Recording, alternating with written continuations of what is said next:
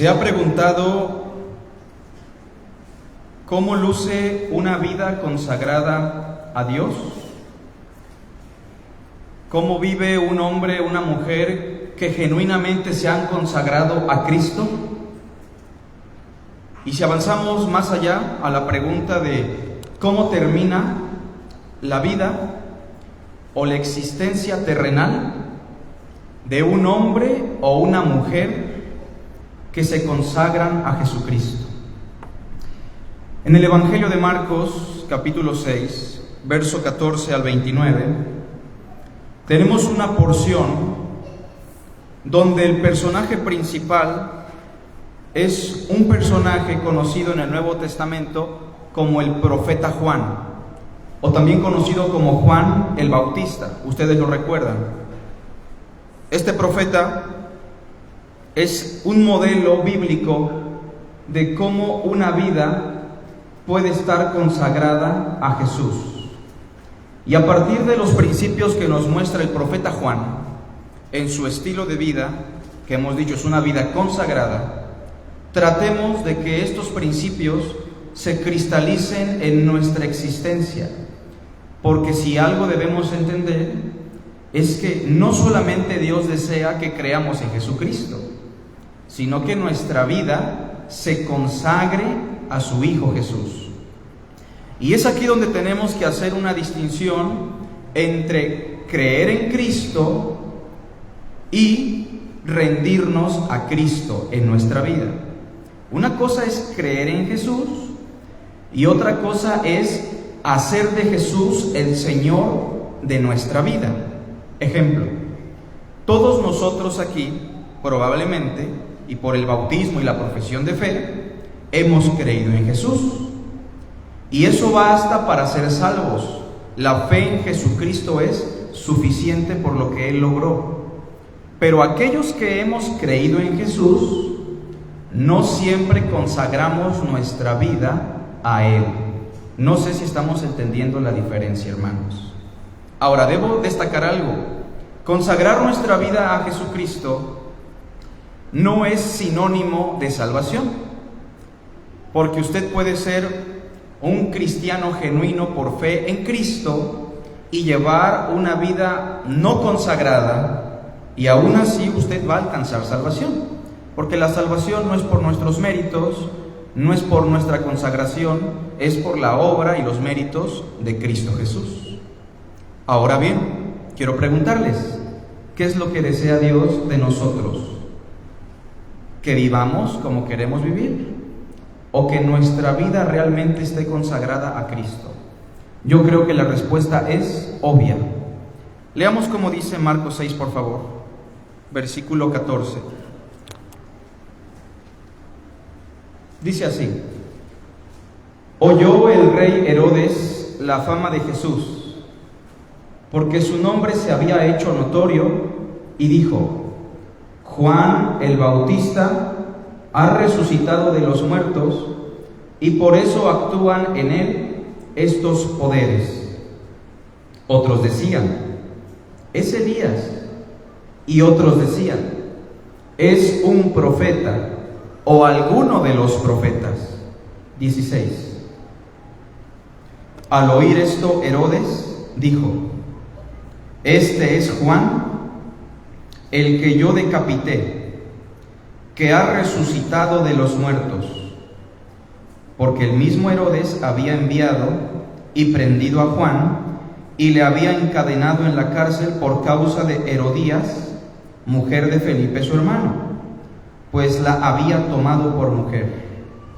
Porque Juan decía a Herodes: no te es lícito tener la mujer de tu hermano. Pero Herodías le acechaba y deseaba matarle, y no podía, porque Herodes temía a Juan, sabiendo que era varón justo y santo, y le guardaba a salvo. Y oyéndole, se quedaba muy perplejo, pero le escuchaba de buena gana. Pero venido un día oportuno, en que Herodes, en la fiesta de su cumpleaños, daba una cena a sus príncipes y tribunos y a los principales de Galilea, entrando la hija de Herodías, danzó y agradó a Herodes y a los que estaban con él a la mesa. Y el rey dijo a la muchacha: pídeme lo que quieras y te lo daré. Y le juró: todo lo que me pidas te daré, hasta la mitad de mi reino. Saliendo ella, dijo a su madre: ¿qué pediré? Y ella le dijo: la cabeza de Juan el Bautista.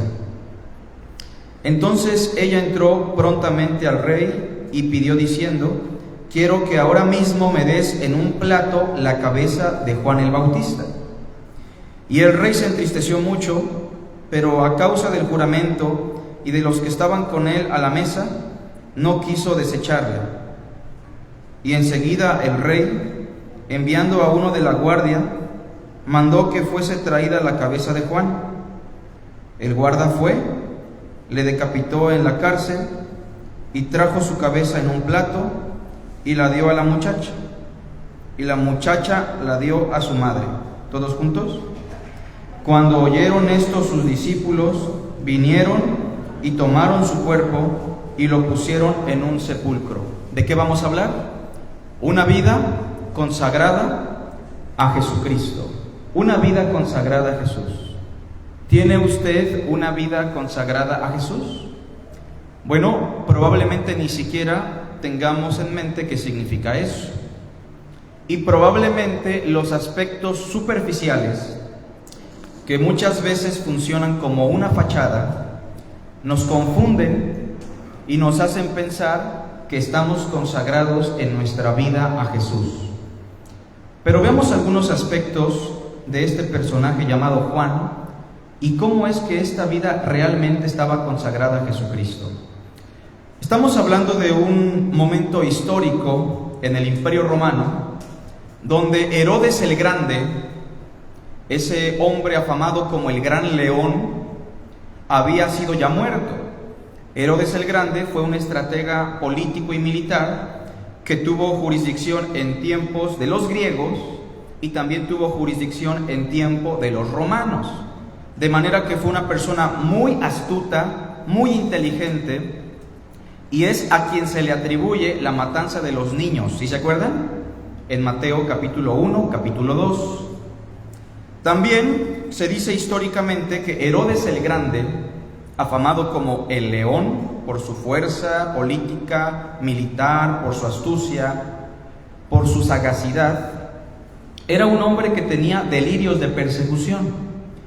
Y había un dicho que decía que era preferible ser un puerco en la granja de Herodes a ser uno de sus hijos, porque precisamente asesinó a muchos de sus familiares y a muchas de las personas cercanas de su familia, porque pensaba que iban a realizar un golpe de estado. Ahora bien, en el capítulo 6, verso 14, ya no estamos hablando de ese Herodes llamado el Grande, sino que en el verso 14, hermanos, se nos está hablando de uno de sus hijos, que tenía también como nombre Herodes, que más bien era un título, el título que reflejaba la dinastía de los Herodes.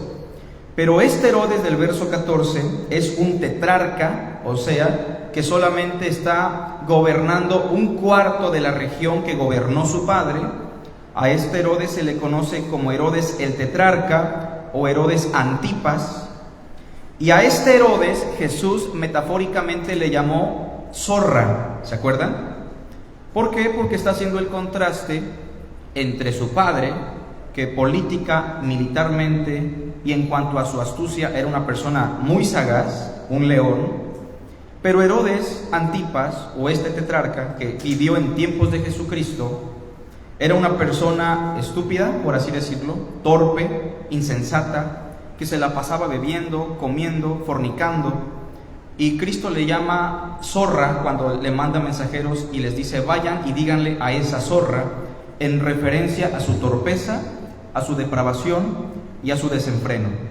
Bueno, este Herodes, aparte de ser un hombre corrupto y perverso, era un hombre que fue manipulado propiamente por una de sus mujeres, que no era su esposa legítima y por la cual perdió la vida Juan el Bautista. Bueno, Herodes le ha quitado la vida a Juan. Y en el verso 14 se nos dice lo siguiente, todos juntos. Oyó el rey Herodes la fama de Jesús, ¿lo ven? Porque su nombre se había hecho notorio, y dijo: Juan el Bautista ha resucitado. ¿Era Juan? No era Juan. Y por eso actúan en él estos poderes. Todos juntos el 15. Otros decían, gente que estaba con Herodes o en el pueblo, es Elías. Porque si recuerdan, hermanos, que la profecía del Antiguo Testamento termina diciendo en sus últimos pasajes que Dios enviaría al profeta Elías. Y obviamente no era Elías, literalmente hablando. Sabemos que Juan no era Elías, no es que Elías regresó del cielo, pero sabemos que era Elías en esta profecía por las características que se mencionan en otro pasaje. Y otras personas decían en el verso 15, es un profeta, o alguno de los profetas que probablemente ha resucitado, o es un profeta al estilo de los profetas que existieron en el Antiguo Testamento. Ahora, ¿qué tiene que ver la consagración de Juan el Bautista en esta primera porción? Quiero que leamos en voz alta el verso 14 todos juntos. Oyó el rey Herodes la fama de Jesús. Para este punto, Jesús de Nazaret ya era famoso. Famoso sí por sus milagros, famoso sí por sus señales, famoso por su enseñanza. Y en el verso 14 al final dice, porque su nombre se había hecho notorio. ¿Qué tiene que ver este primer aspecto con la consagración del profeta Juan? En primer lugar, tiene que ver mucho, número uno, porque una vida consagrada es una vida que se dedica a exaltar el nombre de Cristo.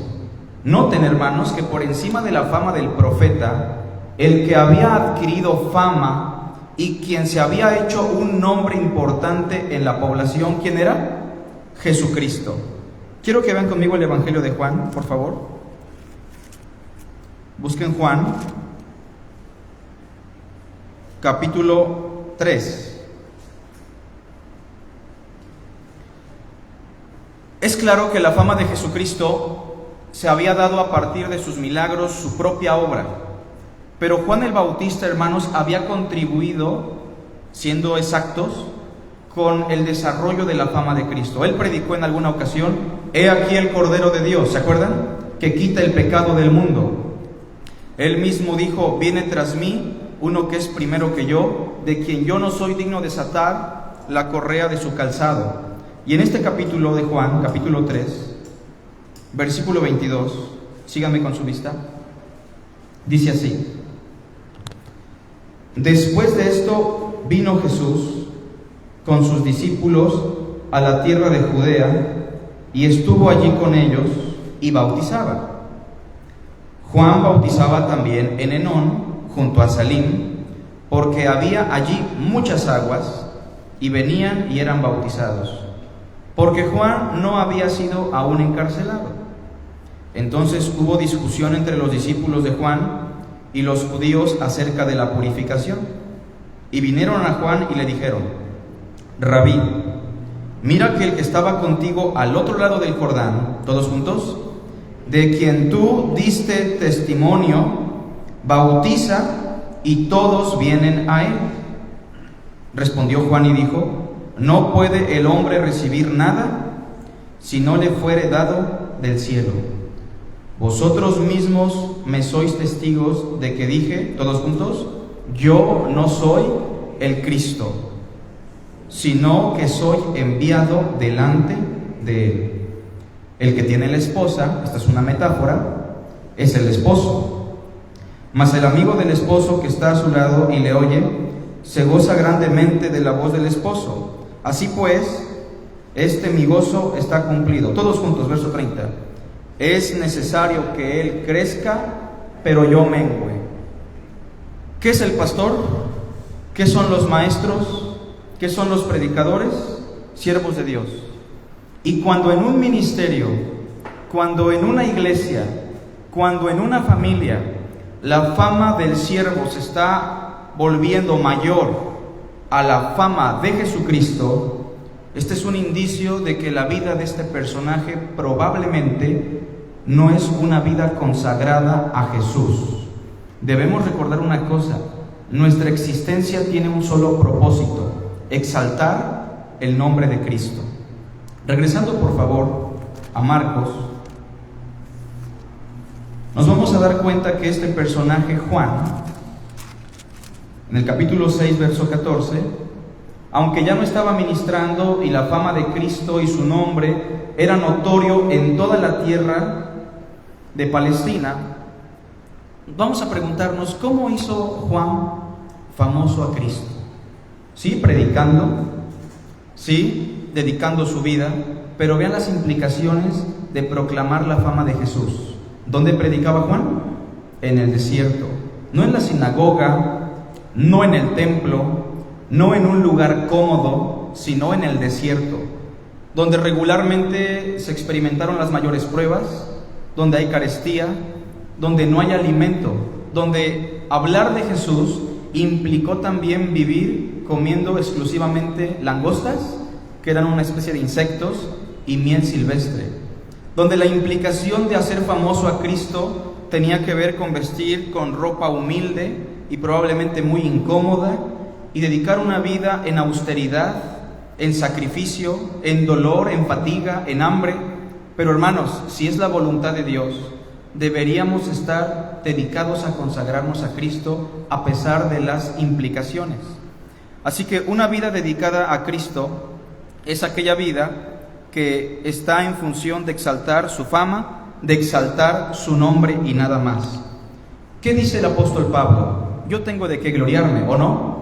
¿Se acuerdan de la lista? Circuncidado al 8º día, hebreo de hebreos, de la tribu de Benjamín, en cuanto a la ley, irreprensible. Pero cuantas cosas eran para mí ganancia, las he estimado como pérdida por amor a Cristo. Es Cristo el centro de nuestra vida, a quien exaltamos por encima de nuestros méritos, de nuestras obras, de nuestras acciones. Este es el primer aspecto de lo que percibimos en este pasaje. Número 1, entonces, repetimos: una vida consagrada es una vida que se dedica a exaltar el nombre de Jesús. Es necesario que Él crezca, pero yo mengue. Es sorprendente cómo en muchos ministerios eclesiásticos no servimos a Dios o no queremos servir a Dios porque hay otros hermanos que pueden contribuir en nuestro servicio. Pero como tenemos una perspectiva equivocada de lo que es la gloria de Dios, y como pensamos que nosotros somos indispensables, esenciales, muchas veces nuestro servicio al Señor, nuestra consagración, está en función de si soy importante o no. Vemos un modelo americano, egocentrista, donde en la iglesia solamente hay un pastor, uno que enseña, uno que administra, uno que hace todo. Y muchas veces el trasfondo de estas acciones tiene que ver con la gloria de los hombres, con exaltar nuestro propio nombre, hermanos. Y debemos tener cuidado con eso, porque una vida consagrada debe dedicarse a exaltar el nombre de Cristo. ¿Quién se va a acordar de usted en 100 años? Dígame, ¿quién? ¿Sabe usted quién fue su tatarabuelo? Nadie sabe. Y no creo que usted lo sepa, a menos que tengan registros guardados. Pero ¿quién se va a acordar de Frank, de Olivares, de Rosendo, de Carlos? En 100 años, nadie se va a acordar. Por eso no es importante que exaltemos nuestro nombre, pero sí es importante que el mundo se acuerde de Jesucristo. Hagan esto en memoria de mí. Es el enfoque de la cena, por ejemplo. Número 2, sigamos leyendo. Capítulo 6, versículo 16. Al oír esto, Herodes dijo: este es Juan, el que yo decapité, que ha resucitado de los muertos. Por eso hemos dicho que es torpe, por eso hemos dicho que era insensato, Por eso hemos dicho que era estúpido este Herodes. Porque, mis hermanos, aún su padre, Herodes el Grande, cuando escuchó de los magos, ¿se acuerdan?, que el niño iba a nacer, inmediatamente él escudriñó las escrituras a través de los escribas y llegó a la conclusión: va a nacer el rey. Pero este Herodes tetrarca es torpe, porque a pesar de que escuchó a Juan constantemente decir: viene uno tras mí, que es el Cristo, el Cordero de Dios, ¿cuál es su conclusión? Este es Juan, el que yo decapité, que ha resucitado de los muertos. Una conclusión absurda que no tiene que ver con lo que había experimentado. Pero sigue diciendo el verso 17: porque el mismo Herodes lo había encadenado en la cárcel por causa de Herodías, mujer de Felipe su hermano, pues la había tomado por mujer. También hemos dicho que era un depravado. En una ocasión, este Herodes Antipas fue a visitar a su hermano Felipe, quien tenía una mujer llamada Herodías, y en esa visita que hizo a su hermano Felipe, se enamoró de Herodías. Los dos planearon cómo deshacerse del matrimonio que tenía con Felipe, esta mujer. Herodes dejó a su propia esposa legítima y se llevó a la mujer de su hermano, llamada Herodías, que por cierto era una mujer manipuladora y muy perversa. Esto no solamente fue mal visto por los romanos y por la ley romana, sino que también fue mal visto por el padre de su legítima esposa, que era un rey en la zona oriental, quien quiso atacar a su yerno Herodes por repudiar a su hija. Bueno, pues Juan el Bautista, verso 18, sabe que lo que Herodes hace está mal, pero también sabe que Herodes tiene una posición política y militar muy poderosa. Sin embargo, vemos que en el verso 18, Juan le dice a Herodes, todos juntos: no te es lícito tener la mujer de tu hermano. ¿Qué implicaba eso o qué implicó esta declaración? Dos cosas. La primera, implicaba ir en contra del poder terrenal que existía en aquellos días. Y la implicación más trágica, terrenalmente hablando, fue que Juan tuvo que perder su vida, tuvo que perder su cabeza por confrontar a un pecador con su realidad. Si lo hizo nutéticamente o no, ese no es el tema. El punto número 2 tiene que ver con una vida que proclama la verdad a pesar de las implicaciones. O sea, una vida consagrada a Cristo es una vida, hermanos, que se consagra en lo que hablamos. Tenemos que hablar la verdad por encima de las implicaciones que puedan existir. Muchas veces no queremos hablar el Evangelio o la verdad con algunas personas porque pensamos, hermanos, que se van a ofender, que no van a querer nada con Cristo, que se van a alejar de nosotros, que van a cortar relación con nosotros. Incluso en nuestra familia, muchas veces no hablamos la verdad o la disimulamos porque tenemos temor al rechazo o a que las personas conozcan de Cristo. Pero hermanos, si de veras nuestra vida está consagrada en amor, con respeto, con educación, de manera nutética, tenemos que compartir la verdad a pesar de las implicaciones. Pregunto yo, ¿hablar la verdad trae problemas o no? Muchos problemas, definitivamente. ¿Y por eso debemos no hablarla? No. Yo tengo familiares que no me hablan. Yo tengo familiares que no quieren nada conmigo o que muy educadamente me han puesto una barrera para la interacción. Y yo sé, hermanos, que muchas veces eso está en función de un mensaje que se proclama. Y no debemos hacer lo que hicieron algunos personajes en la historia del cristianismo: comprar la verdad para después venderla. No debemos hacerlo. Sí debemos ser sabios, sí debemos ser humildes, pero una vida consagrada es una vida que proclama la verdad a pesar de las implicaciones. ¿Cuál fue la implicación aquí?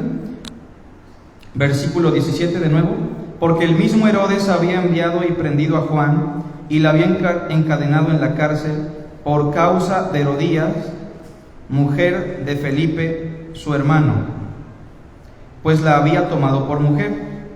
Porque Juan decía a Herodes: no te es lícito tener la mujer de tu hermano. Pero Herodías le acechaba y deseaba matarle y no podía. ¿Cuáles son las implicaciones, hermanos? Muchas veces va a ser la muerte, muchas veces va a ser la pérdida de un trabajo, muchas veces va a ser la pérdida de una relación, de una amistad. Pero el segundo aspecto, número 2, enfatizamos, una vida consagrada es una vida que proclama la verdad a pesar de las implicaciones y a pesar de las complicaciones. Sigamos leyendo versículo 20, hermanos.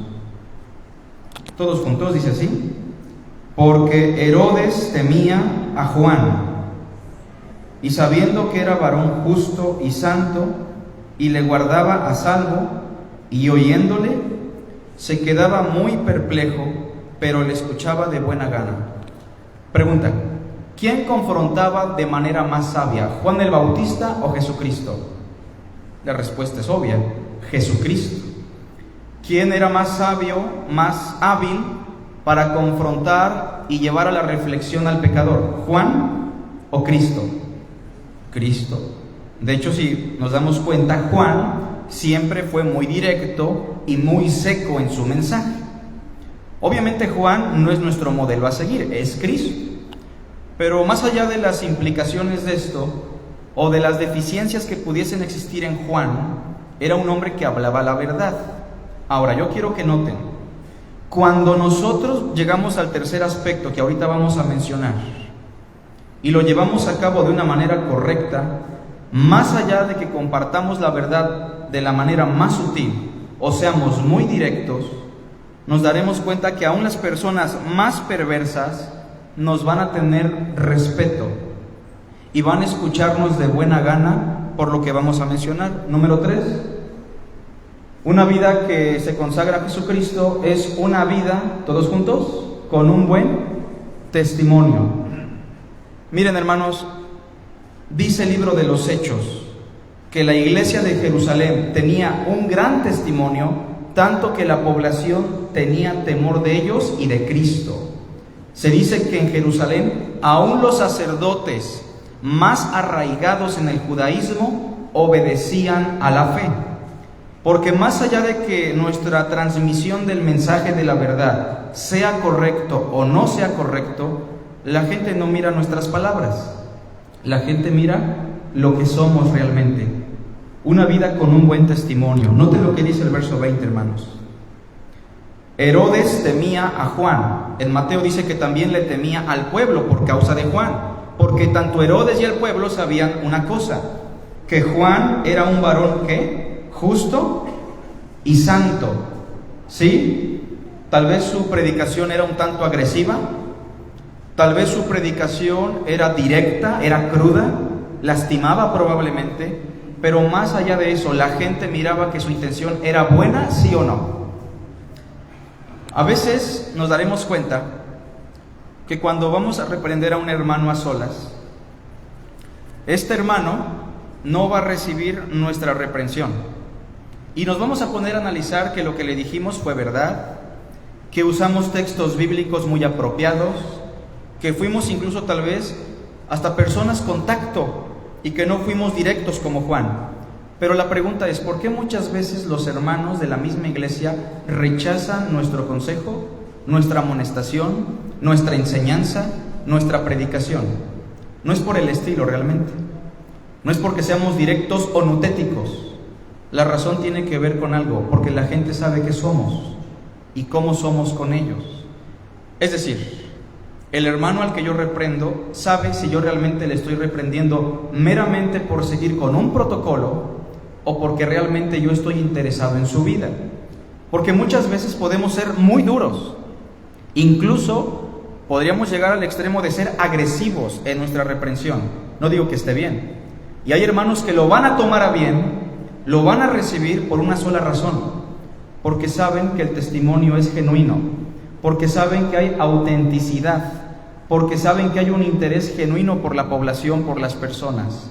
Y es aquí donde vemos que Herodes temía a Juan, sabiendo que era un varón justo, aludiendo a su vida, una vida justa, y era un hombre santo, aludiendo a su consagración, un hombre de Dios. y le guardaba a salvo, y oyéndole se quedaba muy perplejo, pero le escuchaba de buena gana. Yo creo que todos debemos trabajar en esa parte, hermanos, porque todos aquí hemos fallado. Ahora, ¿Juan era perfecto? No era perfecto, pero era un hombre que dentro de sus imperfecciones tenía justicia y manifestaba santidad. Era un hombre de buen testimonio. Y terminamos, hermanos, con lo que sigue en nuestro texto. Marcos 6, por favor. Dice el verso 20, leemos todos juntos de nuevo. Porque Herodes temía a Juan, sabiendo que era varón justo y santo, y le guardaba a salvo, y oyéndole se quedaba muy perplejo. Vean lo que dice al final, pero le escuchaba de buena gana. Era respetuoso con él. Un hombre perverso, un hombre violento, un hombre manipulado por una mujer con pensamientos psicópatas. Pero a pesar de todo, el testimonio de Juan era tan bueno que le escuchaba de buena gana. ¿No les recuerda a alguien? ¿No les recuerda a Cristo cuando lo interroga Pilato? ¿No les recuerda a Pablo cuando aún los reyes que lo llegaron a enjuiciar lo escuchaban con temor y reverencia? No solamente por lo que decían, sino porque su testimonio era un testimonio de justicia, de santidad. Y terminamos, punto número 4, hermanos. ¿Cómo luce una vida consagrada a Dios? Bueno, creo que este es el aspecto más importante. Una vida que culmina en sumisión a la voluntad de Dios. Repito, a veces pensamos que nuestra vida está consagrada a Dios o que estamos dispuestos a consagrarnos a Dios.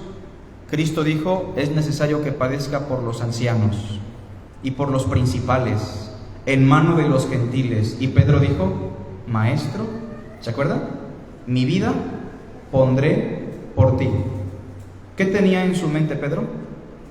Yo estoy consagrado y mi vida va a culminar en sumisión a la voluntad de Dios. Bueno, pero su perspectiva era una perspectiva engañosa, porque entregar la vida por Cristo en mente de Pedro implicaba cortar una oreja, ser agresivo, ser arrebatado, pelear la buena batalla de la fe, pero en los términos de las batallas humanas, con las armas carnales. ¿Realmente su vida estaba consagrada? No.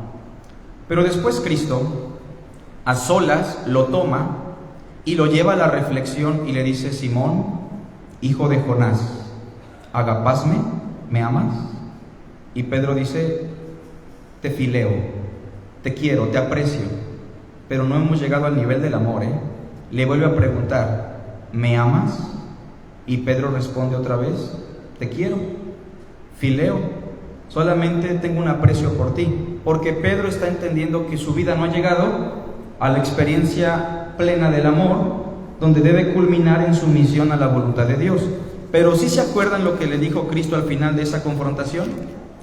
Vean conmigo Juan, capítulo 21, y no pierdan Marcos.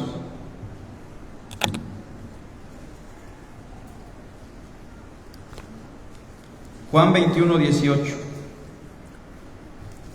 Pedro termina escuchando unas palabras que se van a cristalizar al final de sus días. Vean cómo dice. 21, 18. Lo tenemos en pantalla. De cierto te digo, cuando eras más joven, te vestías, te ceñías, ibas a donde querías. O sea, cuando eras joven, en pocas palabras, hacías tu propia voluntad, hacías lo que bien te parecía. Mira, pero cuando ya seas viejo, y esta es una predicción de Cristo en la vida de Pedro, te va a vestir otro, te va a ceñir otro, y te llevará a donde no quieras. ¿Qué significa eso? Vean el versículo 19. Esto dijo dando a entender con qué muerte había de glorificar a Dios. Dicho esto, añadió, sígueme. ¿Realmente puso su vida por Cristo? ¿O no? Sí, porque va o murió por lo que Cristo le dijo, entregando su vida en consagración. usted hoy puede pensar que no vale la pena entregar la vida por Cristo. Y tal vez usted, siendo un verdadero hijo de Dios, está luchando con entregar su vida, su tiempo, sus esfuerzos, sus bienes a Cristo. Pero tenemos la garantía de algo, que si nosotros no estamos cultivando una vida a Cristo, Cristo sí está cultivando en nuestra vida esa consagración que tenemos por segura. Regresando a Marcos, llegamos a la parte final, ahora sí. Versículo 21, ustedes saben la historia, la leímos. Pero venido un día oportuno, en que Herodes, en la fiesta de su cumpleaños, daba una cena a sus príncipes y tribunos y a los principales de Galilea. Era una fiesta totalmente depravada, como las fiestas romanas. Entrando la hija de Herodías, danzó y agradó a Herodes y a los que estaban con él a la mesa. Y el rey dijo a la muchacha: pídeme lo que quieras y te lo daré. Y le juró: todo lo que me pidas te daré, hasta la mitad de mi reino. Saliendo ella, dijo a su madre: ¿qué pediré? Y ella le dijo: la cabeza de Juan el Bautista. ¿Está dentro del plan de Dios, hermanos? ¿Forma parte del decreto divino? Yo creo que sí. Verso 25. Entonces ella entró prontamente al rey y pidió diciendo: quiero que ahora mismo me des en un plato la cabeza de Juan el Bautista. Y el rey se entristeció mucho, pero a causa del juramento y de los que estaban con él a la mesa, no quiso desecharla. ¿Creen ustedes que Juan estaba espantado, hermanos? Juan el Bautista. Hermanos, hagamos otra pregunta. ¿Era un ser humano o no? Pues claro que tenía miedo. No pensemos en los héroes de fe como personas que tenían superpoderes y que no tenían temor. ¿Tenía el profeta Elías temor a la persecución que desencadenó esta mujer perversa o no? ¿Tenía temor Moisés de Faraón o no? Y Juan, en algún momento encarcelado y sabiendo que su hora había llegado, le dijo a sus discípulos: vayan y pregúntenle, ¿se acuerdan? Si es él al que esperamos o esperamos a algún otro. ¿Qué surgió en su corazón? Duda. Y la duda surge cuando estamos en momentos de angustia. Cuando nuestra vida se consagra a Dios, llegan puntos de flaqueza donde dudamos si realmente vale la pena entregarse a Cristo, si realmente valió la pena dedicar la vida a cosas que terrenalmente y para el mundo no tenían valor. Pero dice en el verso 27: enseguida el rey, enviando a uno de la guardia, mandó que fuese traída la cabeza de Juan. Y el guarda fue, le decapitó en la cárcel, una muerte miserable para el profeta, y trajo su cabeza en un plato y la dio a la muchacha, y la muchacha la dio a su madre. ¿Qué dijo Cristo de Juan? Y les digo que más que un profeta. ¿Se acuerdan? Porque de los nacidos de mujer no hay ninguno más grande que Juan. El hombre más grande para Cristo, el hombre más grande para Dios, y sin embargo su vida culmina con la cabeza decapitada en la cárcel por una mujer perversa y por un hombre torpe, insensato, y así culmina la gloria de este hombre. ¿Pero realmente tuvo gloria? No, porque toda la gloria era para Dios y para Cristo. ¿Cómo va a terminar sus días usted? En la playa, tranquilo, tranquila, disfrutando de una jubilación, esperando que otros sirvan a Cristo, esperando que los más jóvenes hagan lo que tienen que hacer porque ya estamos grandes, porque no tenemos la fuerza o la juventud. Mis hermanos, no desperdiciemos la vida en las cosas superfluas, en las cosas que no tienen valor trascendental. Usted se va a arrepentir cuando llegue a la edad más avanzada y se dé cuenta que toda su fuerza y su juventud, sus bienes, su tiempo, lo desperdició en cosas que no van a trascender a la eternidad. Ahora, ¿estaban ahí los amigos de Juan con él en la cárcel? Miren, yo platicaba con un hermano hace unos años que falleció de cáncer, un hermano que nos ayudó mucho en las misiones. No eran muchas misiones las que teníamos. Él tenía una misión en Coahuacintla, en Misantla, y nosotros teníamos otra misioncita en Cuatro Soles. Pero cuando este hermano enferma de cáncer, recuerdo muy bien que lo voy a ver ya en su fase terminal y me dice: hermano, nadie me ha venido a ver, nadie. Ninguno de los hermanos, ninguna de las personas de las misiones estuvo conmigo aquí en la cama. Me estoy muriendo y nadie estuvo conmigo. 2 o 3 personas han venido. Pero mis hermanos, ¿eso era lo que Dios quería o no? Quiero que vean lo que dice la segunda carta a Timoteo. ¿Cómo termina sus días el apóstol Pablo? La segunda carta a Timoteo es el último documento paulino. Y si usted piensa que servir a Cristo y consagrar la vida a Cristo culmina en momentos de gloria, con un gran funeral y con personas recordándole, usted tiene un pensamiento egocentrista. Porque la vida que se consagra a Dios, que se consagra a Cristo, muchas veces culmina en el olvido de este mundo, en personas asesinadas en la sierra, en la selva, en los desiertos, desaparecidos por Cristo y que no sabemos de ellos. Los hombres famosos, predicadores, maestros que encontramos en el internet no se comparan en nada a aquellas personas que sirvieron en secreto en las regiones más áridas, donde no hay nada, donde no hay reflectores, donde no hay internet, donde no hay medios. Hombres de los cuales dice Hebreos, el mundo ni siquiera era digno, como Juan. Y termina diciendo el capítulo 4 de la segunda carta a Timoteo, versículo 9. Bueno, desde el 4, versículo 6. Pablo le dice esto a Timoteo, y noten, Pablo dice, porque yo ya estoy para ser sacrificado. ¿Cómo miraba su muerte? Como un sacrificio. Yo le pertenezco a Dios y mi muerte es un sacrificio. Yo ya estoy para ser sacrificado. El tiempo de mi partida está cercano. He peleado la buena batalla. He acabado la carrera. He guardado la fe. Por lo demás me está guardada la corona de justicia, la cual me dará el Señor juez justo en aquel día.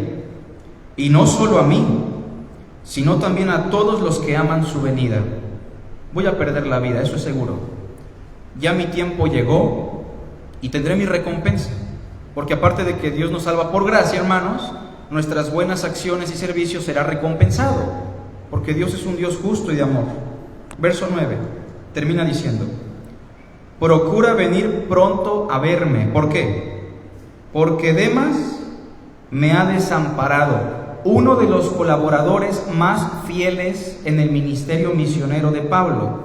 Y sin embargo, dice, Demas me desamparó, amando este mundo, y se ha ido a Tesalónica. Crescente fue a Galacia y Tito a Dalmacia. Solo Lucas está conmigo. Toma a Marcos, si se acuerdan de Marcos, quien en un tiempo lo abandonó también, y tráele contigo, porque me es útil para el ministerio, al borde de la muerte. Y sigue pensando en qué, en el ministerio, en el servicio a Cristo. Y hay personas que se la viven pensando, a ver cuándo tengo una estabilidad económica, a ver cuándo me llega la jubilación, a ver cuándo tengo una casita para servir al Señor, a ver cuándo tengo una mejor salud para consagrarme a Cristo. Pero vemos aquí a un hombre como Juan, que aún en medio de la muerte sigue pensando en el desarrollo de su servicio a Dios. A Tíquico lo envié a Éfeso. 13. Trae cuando vengas el capote que dejé en Troas, en casa de Carpo. ¿Y qué dice después? Y los libros, mayormente los pergaminos. Un hombre que al borde de la muerte, por la frase final, sigue pensando en ¿qué? En el estudio. Ahora dirá usted, ¿y de qué le va a servir estudiar ya si lo van a matar? Bueno, es que esa es una vida consagrada a Cristo. Una vida que a pesar de las complicaciones sigue estudiando y reproduciendo el conocimiento de Dios. 14. Alejandro el calderero me ha causado muchos males. El Señor le pague conforme a sus hechos. Guárdate tú también de él, pues en gran manera se ha opuesto a nuestras palabras. En mi primera defensa, ¿qué dice? Ninguno estuvo a mi lado, sino que todos me desampararon. No les sea tomado en cuenta. Basta con lo que dice el verso 17, hermanos, juntos.